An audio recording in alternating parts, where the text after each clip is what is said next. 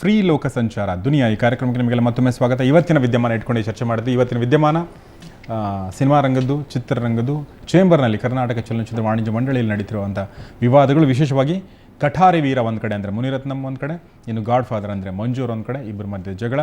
ನಿಮ್ಗೆ ಇನ್ನೊಂದು ವಿಚಾರ ಗೊತ್ತಾ ಮಂಜೂರೇ, ನೀವು ಅಬ್ಸರ್ವ್ ಮಾಡಿರ್ಲಿಕ್ಕಿಲ್ಲ ಅನಿಸುತ್ತೆ. ನಿಮ್ಮಿಂದಾಗಿ ಕೇವಲ ಒಂದು ಪ್ರೇಕ್ಷಕರ ಕನ್ಫ್ಯೂಷನ್ ಆಗ್ತಾ ಇದೆ, ಯಾವಾಗ ಯಾರು ಬರ್ತಾರೋ ಅಂತ ಗೊತ್ತಾಗ್ತಾಯಿಲ್ಲ. ಇನ್ನೂ ಕೆಲವು ಅಮಾಯಕ ನಿರಪರಾಧಿ ಏನೂ ಗೊತ್ತಿಲ್ಲದಿರುವಂಥ ಪ್ರೊಡ್ಯೂಸರ್ಸ್ಗೆಲ್ಲ ತೊಂದರೆ ಆಗ್ತಾ ಇದೆ. ಯಾಕೆ ಅಂತ ಕೇಳಿ. ಕ್ರೇಜಿ ಲೋಕ ಒಂದು ಸಿನಿಮಾ ರಿಲೀಸ್ ಆಗಬೇಕಾಗಿದೆ, ಏನು ಮಾಡ್ಬೇಕಂತ ಗೊತ್ತಾಗ್ತಾ ಇಲ್ಲ. ಬ್ರೇಕಿಂಗ್ ನ್ಯೂಸ್ ರಿಲೀಸ್ ಆಗಬೇಕಾಗಿದೆ, ಅವ್ರಿಗೆ ಏನು ಮಾಡ್ಬೇಕಂತ ಗೊತ್ತಾಗ್ತಾ ಇಲ್ಲ. ಪರಿ ಸಿನಿಮಾ ರಿಲೀಸ್ ಆಗಬೇಕಾಗಿದೆ, ಏನು ಮಾಡ್ಬೇಕಂತ ಗೊತ್ತಾಗ್ತಾ ಇಲ್ಲ. ಯಾಕೆ ಅಂತಂದರೆ, ಒಂದು ದೊಡ್ಡ ಸಿನಿಮಾದ ಎದುರುಗಡೆ ಒಂದು ಮಧ್ಯಮವಾಗಿರುವಂಥ ಸಿನಿಮಾ ಕಾಂಪಿಟೇಷನ್ ಮಾಡೋದು. ಎರಡೆರಡು ದೊಡ್ಡ ಸಿನಿಮಾಗಳು, ಮೂರು ದೊಡ್ಡ ಸಿನಿಮಾಗಳು ಬಂದಾಗ ಈ 1 ಕೋಟಿ 2 ಕೋಟಿ ಇರುವಂಥ ಸಿನಿಮಾಗಳು, ಸ್ವಲ್ಪ ಸಣ್ಣ ಪ್ರಮಾಣದ ಸಿನಿಮಾಗಳು ಹೆಂಗೆ ರಿಲೀಸ್ ಆಗಬೇಕು, ಥಿಯೇಟರ್ಗಳು ಎಲ್ಲಿ ಸಿಗಬೇಕು ಸರ್ ಅವ್ರಿಗೆ? ದಯವಿಟ್ಟು ಅದನ್ನು ನಾನು ನಿಜವಾದ ನಂಗೆ ನೋವಾಗುತ್ತೆ. ಅವರು ನಮ್ಮ ಕೊಲೀಗ್ಸ್ ಅಲ್ವಾ, ಆ ನಿರ್ಮಾಪಕರು, ಪರಿಚಿತ ನಮ್ಮ ನಿರ್ಮಾಪಕರಲ್ವಾ, ಮತ್ತು ಬ್ರೇಕಿಂಗ್ ನ್ಯೂಸ್ ನಿರ್ಮಾಪಕ ನಮ್ಮ ನಿರ್ಮಾಪಕರಲ್ವಾ, ಕ್ರೇಜಿ ಲೋಕ ನಮ್ಮ ನಿರ್ಮಾಪಕರಲ್ಲ, ಅವರೆಲ್ಲ ನಮ್ಮನೆಯವರಲ್ವಾ. ಅದಕ್ಕೆ ನಮ್ಮಿಬ್ಬರಲ್ಲಿ ಯಾರೋ ಒಬ್ಬರು ಬಂದು ಅವರಿಗೆಲ್ಲ ಅವಕಾಶ ಮಾಡ್ಕೊಡೋಣ. ದಯವಿಟ್ಟು ಅವರಿಗೆಲ್ಲ ತೊಂದರೆ ಕೊಡೋದು ಬೇಡ. ಯಾಕೆಂದರೆ ಅಲ್ಲ ಆಗ್ತಾ ಇದೆ ತೊಂದರೆ. ಅದನ್ನೇ ಈಗ ನಮ್ಮ ಸ್ನೇಹಿತರಿಗೆ ನಾನು ಹೇಳ್ತಾ ಇರೋದು, ಅಧ್ಯಕ್ಷರಿಗೆ ದಯವಿಟ್ಟು ಕೂತ್ಕೊಂಡು ನಾವು ಬೇಗ ಮಾಡಿಕೊಂಡು ಅವ್ರಿಗೂ ತೊಂದರೆ ಕೊಡೋದು. ಬೇರೆಯವರೆಲ್ಲ ಬನ್ನಿ, ಅವೆಲ್ಲ ನಮ್ಮ ಸಿನಿಮಾಗಳು. ಈ ಬೇಸಿಗೆ ರಜೆನ ಅವರು ಅನುಭವಿಸ್ಲಿ. ದಯವಿಟ್ಟು ತೊಂದರೆ ಕೊಡಬೇಡ. ನಾನು ದಯವಿಟ್ಟು ಮನವಿ ಮಾಡ್ತೀನಿ, ಇವತ್ತು ಈ ಮುಖಾಂತರ ಮನವಿ ಮಾಡ್ತೀನಿ. ಮುನಿರತ್ನಂ ಅವ್ರಿಗೆ ನಿಜವಾಗ್ಲು ದಯವಿಟ್ಟು ಬಂದಂಗೆ ಸಾಕು. ಯಾರಿಗೆ ಮನವಿ ಮಾಡ್ತಾ ಇದ್ದಾರೆ ನೀವು? ನಮ್ಮ ಅಧ್ಯಕ್ಷ ಮುನಿರತ್ನಂ ಅವ್ರಿಗೆ ಮನವಿ ಮಾಡ್ತಿಲ್ಲ. ಪ್ರೊಡ್ಯೂಸರ್ ಸಂಘದ ಅಧ್ಯಕ್ಷರು ಮನವಿ ಮಾಡ್ತಿರೋ ಅಥವಾ ಕಠಾರಿ ವೀರ ಚಿತ್ರ ನಿರ್ಮಾಪಕರಿಗೆ ಮನವಿ ಮಾಡ್ತಾ ಇದ್ರು? ಕಠಾರಿ ವೀರ ಚಿತ್ರ ನಿರ್ಮಾಪಕರಾಗಿ, ನಿರ್ಮಾಪಕ ಸಂಘದ ಅಧ್ಯಕ್ಷರಾಗಿ ನಾನು ಹೇಳ್ತೀನಿ, ಗೊಂದಲ ಬೇಡ, ನನಗೆ ಅವಕಾಶ ದಯವಿಟ್ಟು ಮಾಡಿಕೊಡಿ. ಬೇರೆ ಸಿನಿಮಾಗಳು ಪಾಪ ಕಾಯ್ತಾ ಇದ್ರೆ ಅವರೆಲ್ಲ ಒಳ್ಳೇದಾಗಲಿ. ಯಾಕೆ ನಮ್ಮಿಂದ ಪಾಪ ಅವ್ರಿಗೆ ತೊಂದರೆ ಆಗೋದು ಬೇಡ. ನಾನು ಅವ್ರಿಗೆ ಮನವಿ ಮಾಡ್ತೀನಿ, ಈ ಮುಖಾಂತರ ಮನವಿ ಮಾಡ್ತಾ ಇದ್ದೀನಿ. ಮನವಿ ನೀವು ಮಾಡ್ತಾ ಇದ್ದೀರಾ, ಅವ್ರು ರಿಜೆಕ್ಟ್ ಮಾಡ್ತಾ ಇದ್ದಾರೆ. ಅವ್ರು ಮನವಿ ಮಾಡ್ತಾರೆ ನಿಮಗೆ, ನೀವು ರಿಜೆಕ್ಟ್ ಮಾಡ್ತಾ ಇದ್ದೀರಾ? ಇಲ್ಲ, ಅದಕ್ಕೆ ನಾನು ಹೇಳಿದ್ರು ನೋಡಿ, ಅವರು ನಿನ್ನೆ ಹೇಳಿದ್ರು ನಾನೆಲ್ಲೂ ಬರೋಲ್ಲ ಅಂತಿದ್ರು. ಅದಕ್ಕೆ ವಾಣಿಜ್ಯ ಮಂಡಳಿ ಕೂತ್ಕೊಂಡು ಒಂದು ಲೆಟರ್ ಹಾಕಿದ್ದಾರೆ. ವಾಣಿಜ್ಯ ಮಂಡಳಿ ಅಧ್ಯಕ್ಷ ಮಾತಾಡಿದ್ದಾರೆ, ನಮ್ಮ ಚಂದ್ರಶೇಖರ್ ಸರ್ ಆಗೋದು ಕೇಸಿಗೂ ಎಲ್ಲ ಮಾತಾಡಿದ್ದಾರೆ. ಮಾತಾಡ್ಬಿಟ್ಟು ಲೆಟರ್ ಬರೆದಿದ್ದಾರೆ. ನಾಳೆ 4 ಗಂಟೆಗೆ ದಯವಿಟ್ಟು ಬನ್ನಿ, ಅಂಬರೀಷ್ ಮತ್ತು ಉಪೇಂದ್ರ ನೇತೃತ್ವದಲ್ಲಿ ಏನು ಒಂದು ಇತ್ಯರ್ಥ ಮಾಡೋಣ. ಆಮೇಲೆ ಒಂದು ಹೇಳಿದ್ದಾರೆ, ದಯವಿಟ್ಟು ನಾವೇನು ತೀರ್ಮಾನ ತಗೋತೀವಿ, ಮುನಿರತ್ನ ನೀವು ಪಾಲಿಸ್ಬೇಕು, ಕೆ ಮಂಜು ನೀವು ಪಾಲಿಸ್ಬೇಕು. ನಾನು ಹೇಳಿದೆ, ನ್ಯಾಯಸಮ್ಮತವಾಗಿರಲಿ, ನೀವು ನೋಡಿ ಏನು ತೀರ್ಮಾನ ಕೊಟ್ಟು ನಾನು ಅದಕ್ಕೆ ಭಾಗಿಯಾಗಿ ನ್ಯಾಯಸಮ್ಮತವಾಗಿರಲಿ ಅನ್ನೋದು ಒಂದು ಕಡೆ. ಆದರೆ ಅದು ಏನೇ ತೀರ್ಮಾನ ತೆಗೆದುಕೊಂಡ್ರೆ ನೀವು ಒಪ್ತೀರಾ ನಾಳೆ? 100%. ಅದು ನಿಮ್ಮ ವಿರುದ್ಧ. ಉದ್ಯಮಕ್ಕಿಂತ ನಾನು ದೊಡ್ಡವನಲ್ಲ, ಇಡೀ ಉದ್ಯಮನೇ ದೊಡ್ಡದು, ನಾನು ಅಲ್ಲಿ ಒಂದು ಭಾಗ ಅಷ್ಟೇ. ಉದ್ಯಮನೇ ನನ್ನ ದೊಡ್ಡದು. ಓಕೆ. ಸೊ ಉಪೇಂದ್ರ ಅವರು ಕೊನೆಗೂ ನಿಮ್ಗೆ ಆಫ್ ದ ರೆಕಾರ್ಡ್ ಮಾತಾಡುವಾಗ ಏನು ಅವ್ರು ಹೇಳಿದ್ರು ಮಂಜೂರೇ? ಏನು ಪಾಪ ಎಲ್ಲ ಹೇಳಿದ್ರು ಉಪೇಂದ್ರ. ಮಂಜೂರೇ ದಯವಿಟ್ಟು ನೀವು ಮುನಿರತ್ನಂವ್ರಿಗೆ ಹೇಳಿ, ಅವ್ರು ಮುನಿರತ್ನ ಇಬ್ಬರು ಕೂತ್ಕೊಂಡು ಮಾತಾಡಿ, ನಾವು ಯಾವ ರೀತಿ ಹೇಳಲಿ, ಎರಡು ನನ್ನ ಸಿನಿಮಾನೆ, ಎರಡು ನನ್ನ ಕಣ್ಣೆ, ನಾನು ಯಾವ ಕಣ್ಣು ಬೇಡ ಅಂತ ಹೇಳಿ ಅಂತ ಹೇಳಿದ್ರು. ಅದಕ್ಕೆ ಹೇಳಿದಾಗ ಅವ್ರಿಗೆ ಏನಂದರೆ, ಯಾಕೆ ಇಷ್ಟೊಂದು ಅಂದರೆ ಇಬ್ಬರದು ಅಪಾರ ವೆಚ್ಚ ಸಿನಿಮಾ. ಯಾಕೆಂದರೆ ಸುಮಾರು ಇದು ಒಂದು 3-4 ಕೋಟಿ ರೂಪಾಯಿ ಆಗಿರೋ ಸಿನಿಮಾ ಅಲ್ಲ. ಅದರಿಂದ ಈ ಸಮಸ್ಯೆ 4-5 ವಾರ ಬರೋ ಸಮಸ್ಯೆ ಅಲ್ಲ. ಸುಮಾರು 10 ವಾರಗಳ ನಂತರ ಬಂದರೆ ನಮಗೆ ಗಳಿಕೆಗಳು ಜಾಸ್ತಿ ಬರೋದು. ಅಲ್ಲ, ಈಗಿನ ಸ್ಥಿತಿಗತಿ ನೋಡಿದ್ರೆ ನಿಮ್ಗೆ ಹಾಗೆ ಅನಿಸುತ್ತೆ ಮಂಜೂರೇ? 10 ವಾರದ ಡಿಫ್ರೆನ್ಸ್ ಇರುತ್ತೆ ನಿಮ್ಮಿಬ್ಬರ ಮಧ್ಯೆ. ಈಗ ಈಗ 1ನೇ ತಾರೀಕು ಅಣ್ಣ ಬಾಂಡ್ ರಿಲೀಸ್ ಆಗೋ ಸಾಧ್ಯತೆಗಳು ಕಂಡು ಬರ್ತಾ ಇದೆ. 1ನೇ ತಾರೀಕು ಅಥವಾ 3, 4, 6 ಆ ಟೈಮಲ್ಲಿ ರಿಲೀಸ್ ಆಗೋ ಸಾಧ್ಯತೆ. ಅದಾದ 1 ವಾರಕ್ಕೆ ಕಠಾರಿ ವೀರ ಬರ್ತೀನಿ ಅಂತ ಅವ್ರು ಹೇಳ್ತಾ ಇದ್ದಾರೆ. ನೀವು ಯಾವಾಗ ಬರ್ತಾ ಇದ್ದೀರಿ? ನಿಮ್ಮ ಪ್ರಕಾರ ನಿಮ್ಮ ನಾನು 11 ಬರಬೇಕು ಅಂತ ಹೇಳ್ತಾ ಇದ್ದೀನಿ. 11ಕ್ಕೆ? ಹೌದು. ಓಕೆ, 11 ಬರಬೇಕು ಅಂತ ಹೇಳ್ತಾ ಇದ್ದೀನಿ. ಅವರು ಅಣ್ಣ ಬಾಂಡ್ 27ಕಿತ್ತು. 27ಕಿತ್ತು. ದಿನ ಪೋಸ್ಟ್ಪೋನ್ ಆಗಿದೆ. ಯಾಕೆಂದ್ರೆ ಅದಕ್ಕೆ ನೋಡಿ, ಯಾವುದು ಇನ್ ಟೈಮ್ ಅನ್ಕೊಂಡಂಗೆ ಬರೋಕ್ಕಾಗಲ್ಲ. ಕಾರಣ ಟೆಕ್ನಿಕಲ್ ಪ್ರಾಬ್ಲಮ್. ಇವತ್ತು ಟೆಕ್ನಿಷಿಯನ್ ತುಂಬ ಇನ್ವಾಲ್ವ್ಮೆಂಟು, DA ಕರಪ್ಟ್ ಏನೇನು ಮಾಡ್ತಾ ಇರ್ತಾರೆ, ಅದ್ರಂಗೆ ಲೇಟ್ ಆಗುತ್ತೆ. ಅದಕ್ಕೆ ಸೆನ್ಸರ್ ಅನ್ನೋ ವಿಷಯ ಇದಕ್ಕೆ ಬರಬಾರ್ದು ಅಂತ ನಾನು ಸಿನಿಮಾಗಳು ಹೇಳೋದು. ಸೆನ್ಸರ್ ಆಗದಲ್ಲೇ ಸಿನಿಮಾ ರಿಲೀಸ್ ಮಾಡೋಕ್ಕಲ್ಲ, ಸೆನ್ಸರ್ ಆಗದೆ ಡೇಟ್ ಅನೌನ್ಸ್ ಮಾಡೋಕ್ಕಾಗಲ್ಲ, ಗೊತ್ತಾಯ್ತಾ? ಅದರಿಂದ ಸೆನ್ಸರ್ ಅವ್ರ ಅನುಮತಿ ತೊಗೊಂಡೆ ಅವ್ರು ಡೇಟ್ ಅನೌನ್ಸ್ ಮಾಡಬೇಕು. ಆದರೆ ನಮ್ಮಿಬ್ಬರಲ್ಲಿ ಒಂದು ಒಮ್ಮತವಾಗಿ ನಾನು ಬರ್ತೀನಿ ಅಂತ ಅವ್ರಿಗೆ ಮನವಿ ಮಾಡ್ತಾಯಿದ್ದೆ. ಓಕೆ.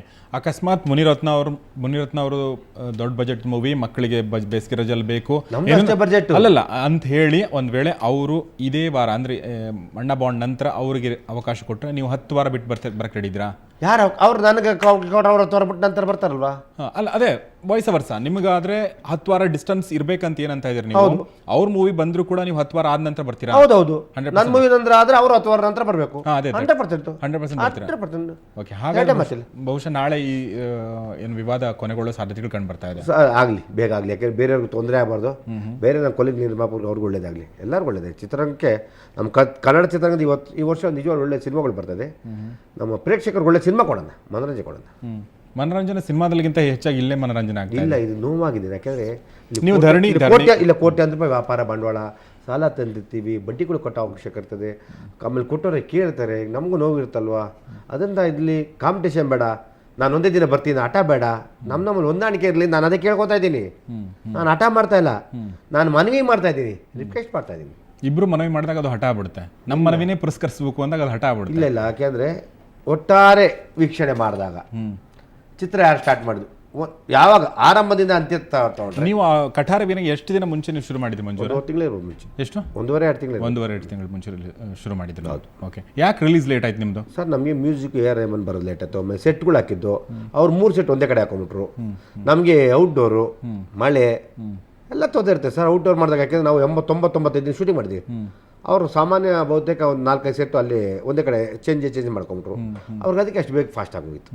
ಮತ್ತು ಅವ್ರು 3D ಬೇರೆ 3D ಅಲ್ಲ, ಕಾರಣಗಳು ಅವ್ರಿಗೂ ಲೇಟ್ ಆಗೋ ಕಾರಣಗಳಿದ್ದು, ಬಟ್ ಅವ್ರು ಬೇಗ ಮುಗಿಸಿದ್ರು, ನಿಮ್ದು ಲೇಟ್ ಆಯಿತು.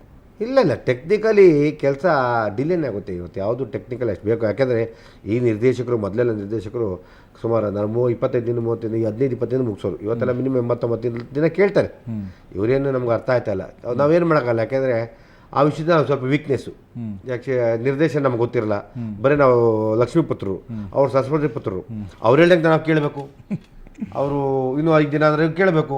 ನಾವು ದುಡ್ಡೆಲ್ಲ ಸಾಲನ ಸ್ವಲ್ಪ ತಂದು ಕೊಡ್ತಾ ಇರಬೇಕು. ಅದಕ್ಕೆ ನಾನು ವಾಣಿಜ್ಯ ಮಂಡಳಿಗೆ ಮತ್ತು ನಿರ್ಮಾಪಕ ಕೇಳ್ತಾ ಇದ್ದೀನಿ, ಯಾವುದೇ ನಿರ್ದೇಶಕ ಬಂದರೆ ಒಂದು ಮಲಯಾಳಿ ಇಂಡಸ್ಟ್ರಿಗೆ ಒಂದು ಸ್ಕ್ರಿಪ್ಟ್ ಮಾಡೋರೆ. ಒಬ್ಬ ನಿರ್ದೇಶಕ ನನಗೆ 40-50 ದಿನ ಮೇಲೆ ಕಾಲ್ ಶೀಟ್ ತಗೋಬಾರ್ದು. 40-50 ದಿನ ಮೇಲೆ ಏನು ಮಾಡ್ತೀನಿ, ನಂಗೆ ದಯವಿಟ್ಟು ಲೆಟರ್ ಕೊಡಬೇಕು. ಇಷ್ಟೇ ಬಜೆಟ್ ಒಂದು ಇದು ಮಾಡಬೇಕು. ಒಂದು ಸಿಸ್ಟಮ್ ಮಾಡಿದ್ದಾರೆ ಕೇರಳದಲ್ಲಿ. ಆ ಸಿಸ್ಟಮ್ ನಮ್ಮ ನಿರ್ಮಾಪಕ ಸಂಘ ಮಾಡಲಿ. ಯಾಕೆ ನಿರ್ಮಾಪಕರು ಉಳ್ಕೊಳ್ಳಲ್ಲ? ನಮ್ಮ ನಿರ್ಮಾಪಕ ಸಂಘ ಮಾಡ್ಬೇಕಾಗ್ತವಲ್ಲ. ಯಾವ ಸಿಸ್ಟಮ್ ಹೇಳಿದ್ರಿ ನೀವೀಗ? ಕೇರಳದಲ್ಲಿ ಏನಾಗಿದೆ ಅಂದರೆ, ಒಬ್ಬ ನಿರ್ದೇಶಕ ಸಿನಿಮಾ ಸ್ಟಾರ್ಟ್ ಮಾಡೋಕ್ಕಿಂತ ಮುಂಚೆ 50 ದಿನದ ಮೇಲೆ ಸಿನಿಮಾ ಡೇಟ್ ಇಲ್ಲ ಅದಕ್ಕೆ. ಏನು 50 ದಿನ ಮಾಡ್ತೀವಿ, ಏನು ತೋರಿಸ್ತೀಯ? 2 ಗಂಟೆ 10 ನಿಮಿಷ ಜನಗಳು ಕೊಡೋದು. ನೀನು ಸುಮ್ಮನೆ ಒಬ್ಬ ನಿರ್ಮಾಪಕ ಇಷ್ಟೊಂದು ನೆಗೆಟಿವ್ ಶೂಟ್ ಮಾಡಿ ವೇಸ್ಟ್ ಮಾಡಿ ನೀವು ಲಾಸ್ ಮಾಡ್ತೀರಾ? ಅದೆಲ್ಲ ಒಂದು ಇದಾಕಿದ್ದಾರೆ, ಒಂದು ಲಿಮಿಟ್. ಅಲ್ಲಿ ಅದ್ರ ಮೇಲೆ ಮಾಡಲ್ಲ. ಆತ ನಮ್ಮ ನಿರ್ಮಾಪಕ ಮಾಡಲಿ. ಅಂತದ್ ಬಿಟ್ಟು ನಾನು ಬರ್ತೀನಿ ಅಲ್ಲ, ಅಂತದಕ್ಕೆ ಚರ್ಚೆಗೆ ಅವಕಾಶನೇ ಇಲ್ವಲ್ಲ, ಬರೀ ಇಂಥದ್ದು ಚರ್ಚೆಗಳ ಮಾಡ್ಬೇಕಾಗಿರುತ್ತೆ ಯಾರು ಅಲ್ವಾ? ಆ ಸ್ಥಾನದಲ್ಲಿ ಕೂತಿರುತ್ತಾನೆ. ಅದ್ರ ಜೊತೆಗೆ ನೀವು ಇನ್ನೊಂದು ಮಾತು ಹೇಳಿದ್ರಿ ಇವತ್ತು, ಏನಂದ್ರೆ ನಮ್ಮ ಬಾಡಿಗೆ, ನಮ್ಮ ಥಿಯೇಟರ್ಗಳಲ್ಲಿ ಬಾಡಿಗೆನ ನಾವು ಏನೋ ಇದ್ರ ಸಿಸ್ಟಮ್, ಯಾವ ಸಿಸ್ಟಮ್ ಇದೆ ಪರ್ಸೆಂಟೇಜ್ ಇಲ್ಲ ಕೇರಳದಲ್ಲಿ. ಏನಿದ್ರು ಬಾಡಿಗೆ ನಿಮ್ಗೆ ಎಷ್ಟೇ ಬರಲಿ, 50 ಜನ ಬಂದ್ರು ಕೂಡ ನೀವು ಬಾಡಿಗೆ ಕೊಡಬೇಕು, 40 ಜನ ಬಂದ್ರು ಬಾಡಿಗೆ ಕೊಡಲೇಬೇಕು. ಇದು ತುಂಬಾ ದಿನಗಳು ಚರ್ಚೆ ಆಗ್ತಾ ಇದೆ.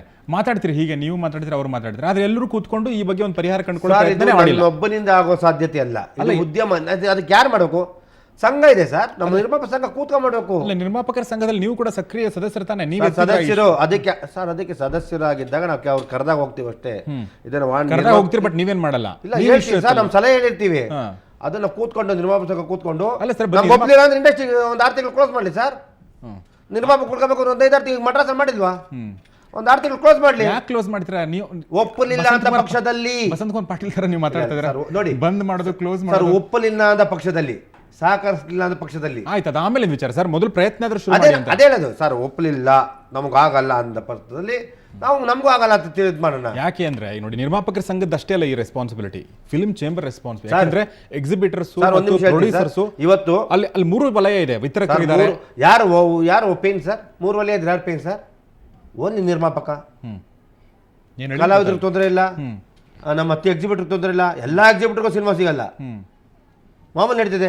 ಒಬ್ಬ ನಿರ್ಮಾಪಕ ಲಾಸ್ಟ್ ಸರ್. ಆ ನಿರ್ಮಾಪಕ ಸೋಲು ಗೆಲುವ ಒಬ್ಬನೇ. ಪಾಪ ಕಲಾವಿದರು ಸಹಕರಿಸ್ತಾರೆ. ಅವ್ರ ಕೆಲಸ ಏನೋ ಬರೋದು, ಇನ್ ಟೈಮ್ ಡ್ಯೂಟಿ ಮಾಡ್ಬೋದು, ಆಕ್ಟಿಂಗ್ ಮಾಡೋದು, ಪಾಪ ಏನು ಸಹಕರಿಸ್ಬೇಕು ಮಾಡ್ಕೊಡ್ತಾರೆ. ಇಲ್ಲಿ ಯಾರು ಒಟ್ಟಾರೆ ಸೋಲು ಗೆಲುವಿಲ್ಲ, ಒಬ್ಬ ಮನುಷ್ಯ, ಒಬ್ಬ ನಿರ್ಮಾಪಕರು. ನೀವೆಲ್ಲ ಪಾಲ್ಗೊಳ್ಳಿ, ಪರ್ಸೆಂಟೇಜ್ ಸಿಸ್ಟಮ್ ತನ್ನಿ. ಆಂಧ್ರದ ಪರ್ಸೆಂಟೇಜ್ ಸಿಸ್ಟಮ್ ಬಾಂಬೆಲಿದೆ. ನಮ್ಮ ಒಟ್ಟಾರೆ ನಮ್ಮ ಕಲಾವಿದರು ಸೇರಿಸ್ಕೊಳ್ಳಿ. ಇವತ್ತು ನಮ್ಮ ಕಲಾವಿದರು ಎಲ್ಲರೂ ಸಹಕರಿಸ್ತಾರೆ, ಎಲ್ಲ ವಿಷಯಕ್ಕೂ ಬರ್ತಾರೆ. ಯಾವುದಕ್ಕಾದ್ರೂ ಒಗ್ಗಟ್ಟಾಗಿದ್ದೀವಿ. ನೀವೆಲ್ಲ ಕೂತ್ಕೊಂಡು ಅದು ಮಾಡಿ, ನಿರ್ಮಾಪಕ ಸಂಘ ಕಲಾವಿದರು ಕೂಡಿಸ್ಕೊಂಡು ಮಾತಾಡಿ, ಆಮೇಲೆ ಎಕ್ಸಿಬಿಟರ್ ಕೂತ್ಕೊಂಡು ಮಾತಾಡಿ. ಅದು ಮಾಡ್ಬೇಕಾದ ಧರ್ಮ ಅಲ್ವಾ?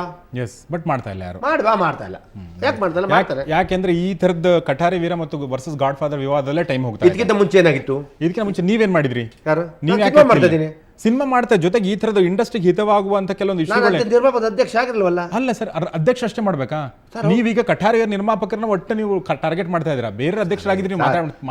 ತುಂಬಾ ಒಳ್ಳೆಯದು, ನಮ್ಮ ಆತ್ಮೀಯ ಸ್ನೇಹಿತ. ಅವ್ರ ಟಾರ್ಗೆಟ್ ನಾನು ಮಾಡೋದು ಸರ್. ಅವ್ರು ನಮ್ಮ ನಾಯಕರು ಸರ್. ಅವ್ರು ನಮ್ಮ ನಾಯಕರು. ನಾನು ಅವ್ರು ಟಾರ್ಗೆಟ್ ಮಾಡಲ್ಲ. ಅವ್ರ ಬಗ್ಗೆ ಅಪಾರವಾದ ಗೌರವ ಇದೆ. ಅಲ್ಲ, ಅದೆಲ್ಲ ಹೇಳಿ ಆಮೇಲೆ ಹಿಂಗೆ ಹೇಳ್ತೀರಾ, ನಾಯಕರು ಅಪಾರವಾದ ಗೌರವ ಇದೆ. ನಿಜವಾಗ್ಲೂ ನಮ್ಗೆ ಗೌರವ ಇದೆ. ಅವ್ರು ನಮ್ಮ ಸ್ನೇಹಿತರು, ವೆಲ್ ತುಂಬ ಕ್ಲೋಸ್ ಫ್ರೆಂಡು. ಆದರೂ ಈ ವಿಷಯದಲ್ಲಿ ಮಾತ್ರ ಸಿನಿಮಾ ಬಿಟ್ಕೊಡಿ ಅಂತ ಕೇಳ್ಕೊಳ್ತಾ ಇದ್ದೀನಿ. ಈ ವಿಷಯದಲ್ಲಿ ಮಾತ್ರ ಅವ್ರು ಬಿಟ್ಕೊಳ್ಬೇಕು. ಎಸ್, ನಮಗೆ ಫೋನಲ್ಲಿ ಯಾರಾದ್ರು ಸಿಗ್ತಾರೆ ನಾವು ಅದು ಕೂಡ ಟ್ರೈ ಮಾಡೋಣ. ಸೊ ಮಂಜೂರ್ ಜೊತೆಗೆ ಇನ್ನೂ ಕೆಲವು ಮಾತಾಡಿದೆ. ಇನ್ನೊಬ್ಬ ನಿರ್ಮಾಪಕ ಪ್ರವೀಣ್ ಅವರು ಕೂಡ ನಮ್ಮ ಜೊತೆಗೆ ಸೇರಲಿದ್ದಾರೆ ಮತ್ತು ಫೋನ್ ಮೂಲಕ ಕೆಲವು ನಿರ್ಮಾಪಕರು ನಮ್ಮ ಜೊತೆಗೆ ಜಾಯ್ನ್ ಆಗಲಿದ್ದಾರೆ. ಚಿಕ್ಕದೊಂದು ಬ್ರೇಕ್ ನಂತರ ಈ ದುನಿಯಾ ಮುಂದುವರಿಯುತ್ತೆ.